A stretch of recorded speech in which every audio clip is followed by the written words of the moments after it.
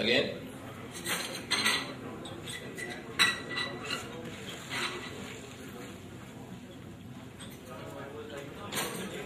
Please, brothers and sisters, have your seats, please, now.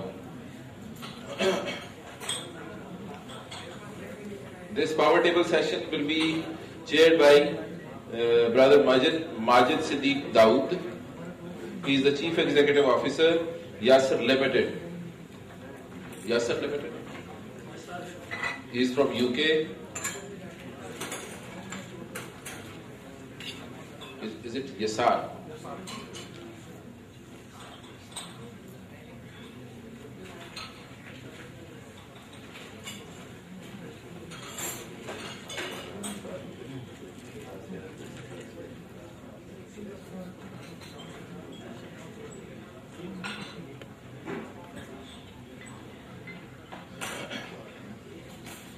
This session will be moderated by Brother Azim Iqbal Pirani. He is a seasoned Thaqaful and Islamic finance professional. He is from FWU. He is the regional director of the FWU group. Brother Azim Iqbal Pirani. Our panelists for this session are Dr. Muhammad Imran Usmani. He is the chairman of Sharia Board of Mizan Bank and Sharia advisor of PDSC. Dr. Imran Usmani sir. Our next panelist is Brother Fareed Ahmad Khan, the Chief Executive Officer at Allied Bank Limited Asset Management Company Limited. Brother Fareed Ahmad Khan. Our next panelist is Mir Muhammad Ali Saab, the Chief Executive Officer, UBN Fund Managers Limited. And then our next panelist is Brother Muhammad Shoaib, the Chief Executive, Al Mizan Investment Management Limited. We have another Shoaib, Brother Muhammad Shoaib Ibrahim, the Chief Executive Officer, First Habib Madarba.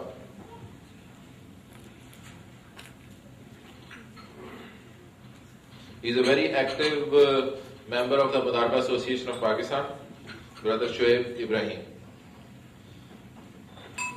Next is our panelist, Mufti Sayyid Zahid Siraj. Mufti Zahid Siraj is the Sharia Supervisory Board member of Dawood Family Thaqaful Limited. Next panelist is Mr. Captain Jameel Akhtar Khan sir.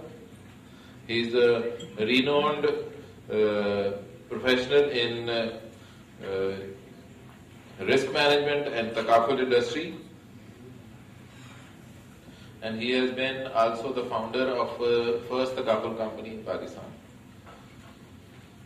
And then we have Sayyid Tariq Ali. Sayyid Tariq Ali is the Executive Director, Pathway Global LLC from UAE. And our last panelist is Brother Atikur Rahman. Atikur Rahman sahab is the advisor of Banking and Insurance Subcommittee of Chamber of Commerce, Karachi Chamber of Commerce and Industry.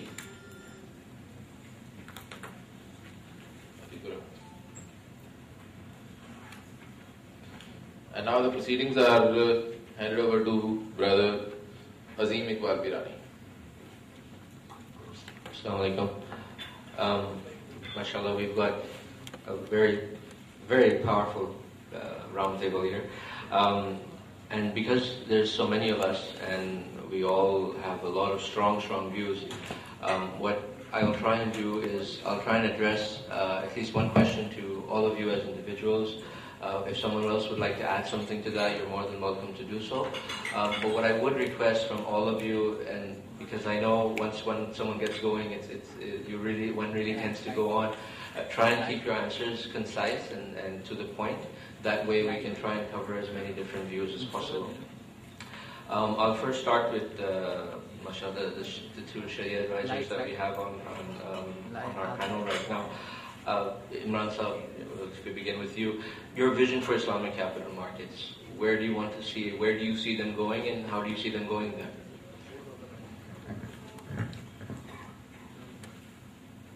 Bismillahir Rahmanir Rahim.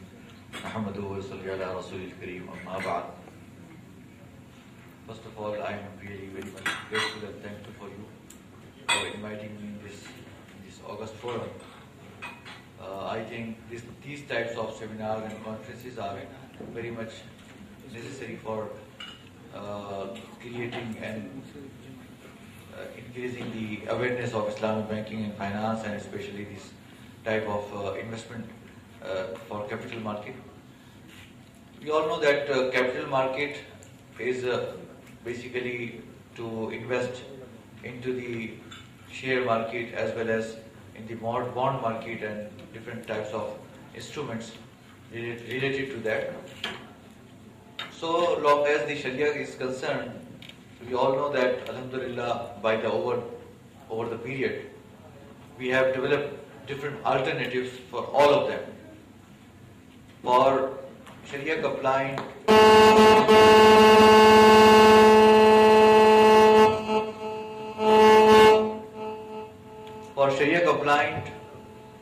shares, Alhamdulillah, we started about 10 or 14 years back through Al-Mizan Investment Management Company, that particular criteria, and we examined and evaluated that what is our current market in Pakistan and what should be the indices or index to be followed or to have in that criteria, and which shares or which stocks are Sharia compliant to purchase and trade, and what type of activities in the stock market are allowed by Sharia and not allowed. Alhamdulillah, what we did that we kept in mind the Dow Jones Islamic Market Index criteria and FTSE criteria, which were available at that point in time and were established. But to follow exactly those criteria were difficult here in Pakistan due to some reasons. So keeping in mind our own difficulties, we developed here, Alhamdulillah, our own criteria and started that particular mutual fund. Now, Alhamdulillah, I think it is one of the biggest one. I have some figures of that particular thing, and inshallah, I think it's better that Brother Shoaib will describe that thing. Here I would say that another thing which we developed, and I think it is a benchmark for that, which is the KSE 30 index. Basically, that was developed for the Karachi Stock Exchange. What we did that, we have developed on the basis of that particular benchmark, which we developed, which was developed for the Al-Mizan, and we what we did that, we continuously tried to develop that criteria. For example, initially the ratio for liquid to illiquid, or for example the leverage were allowed to the extent of 41%, and so by the time it was decreased and we tightened the stock criteria, Alhamdulillah, now we are coming towards very near to the IOFI Sharia standards as well as to the Dow Jones Islamic Market Index.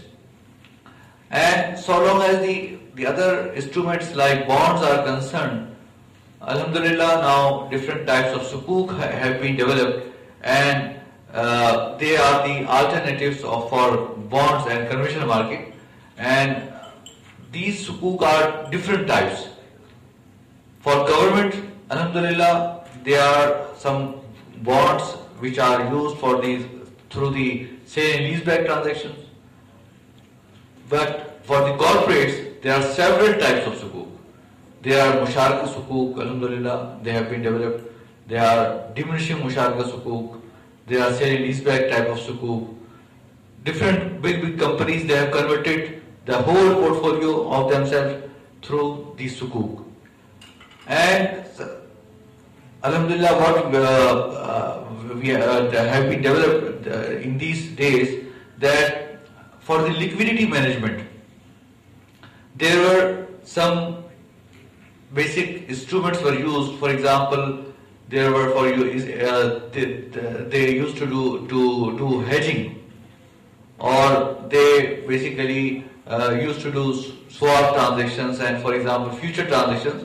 So we examined that which are Sharia compliant and which are not, and secondly, which are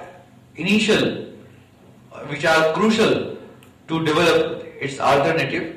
So if we thought that this is necessary or it is a need to develop any particular alternate for that particular requirement, so Alhamdulillah, it has been catered and that particular alternative has been developed, Alhamdulillah.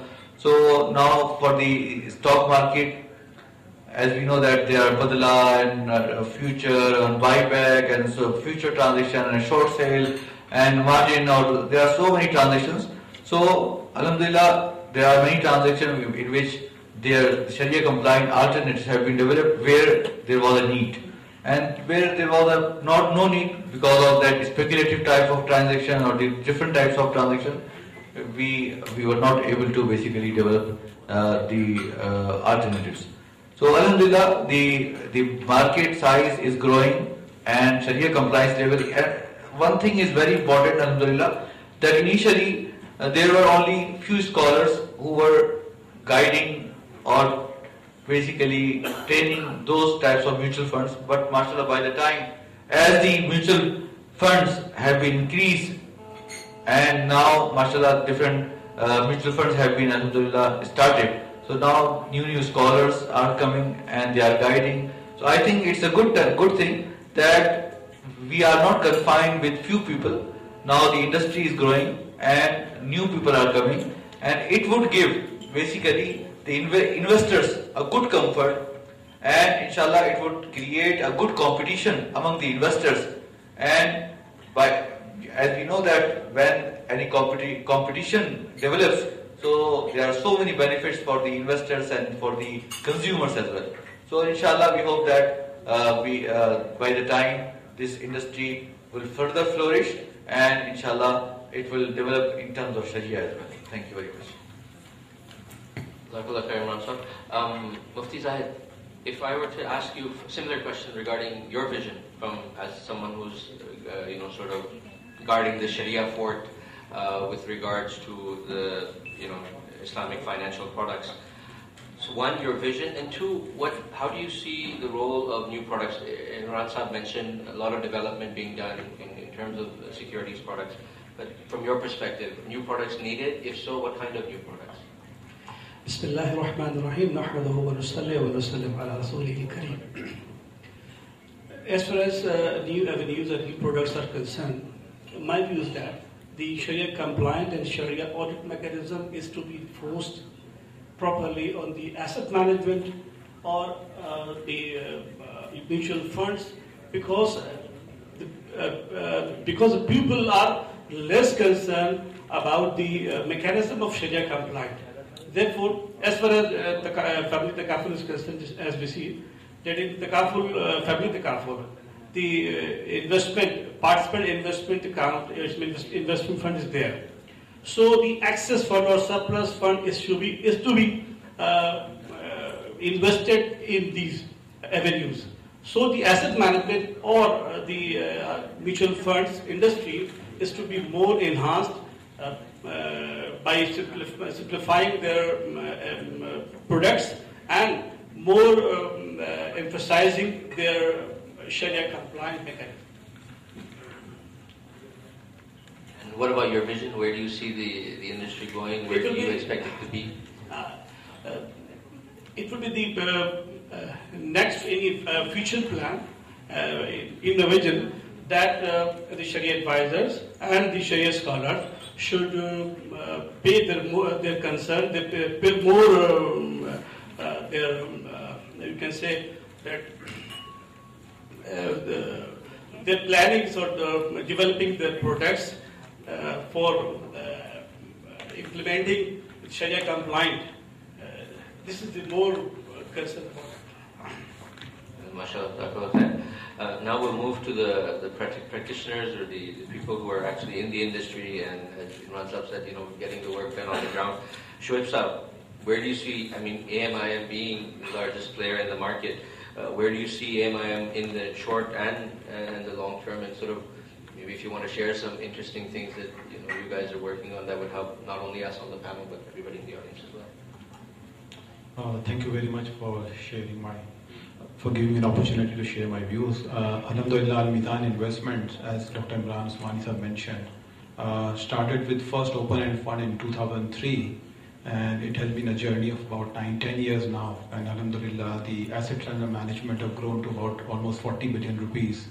When we started, I remember we thought that when we got our first 1 billion rupees in seed capital, we thought we were very fortunate and we were very lucky to penetrate that much in the market. But Alhamdulillah, over the years it has grown tremendously.